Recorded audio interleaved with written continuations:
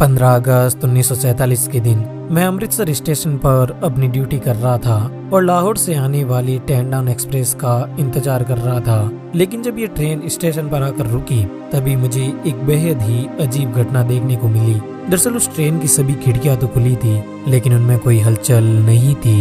ये देखकर मुझे कुछ समझ नहीं आता, जिसके बाद मैं ट्रेन के एक डिब्बे की तरफ बढ़ता हूँ और एक झटके के साथ उसका दरवाजा खोलता हूँ। डिब्बा खुलते ही मेरे सामने एक ऐसा दृश्य आता है जिसे देखकर मेरे हाथ पैर कांपने लगे।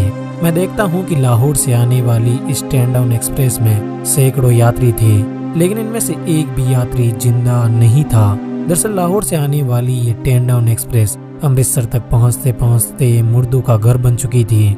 इसके हर डिब्बे में लाशें ही लाशें थी।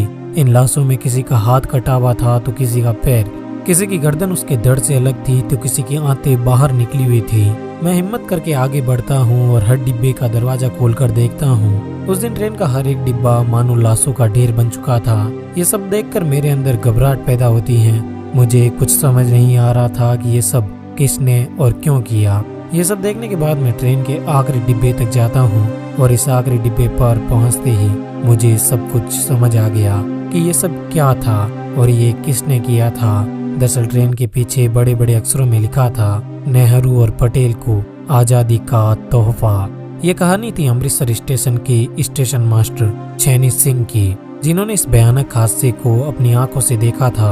वो आगे कहते हैं कि उस दिन को याद करके आज भी मेरे हाथ पैर सुन्न पड़ जाते हैं और मेरे अंदर एक घबराहट होने लगती है। अमृतसर स्टेशन पर घटी ये घटना बेहद ही भयानक और खौफनाक थी, लेकिन ये सिर्फ एक टेंडाउन एक्सप्रेस की ही कहानी नहीं थी, बल्कि उस दौर की हर ट्रेन की लगभग यही कहानी थी। चैनी सिंह के अलावा अमृतसर ट्रेन हादसे के गवाह निशित हजारी अपनी किताब मिडनाइट फ्यूरीज में बताते हैं कि लोग उस दौर में पूरी तरह पागल हो चुके थे।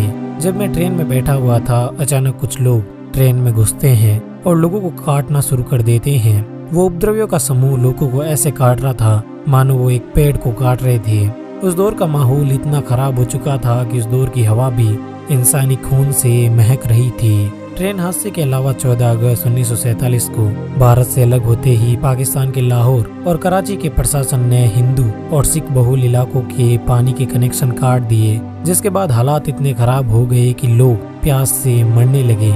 लेकिन वो पानी के लिए बाहर भी नहीं जा सकते थे क्योंकि घरों के बाहर हजारों नंगी तलवार उनका बेसब्री से इंतजार कर रही थी।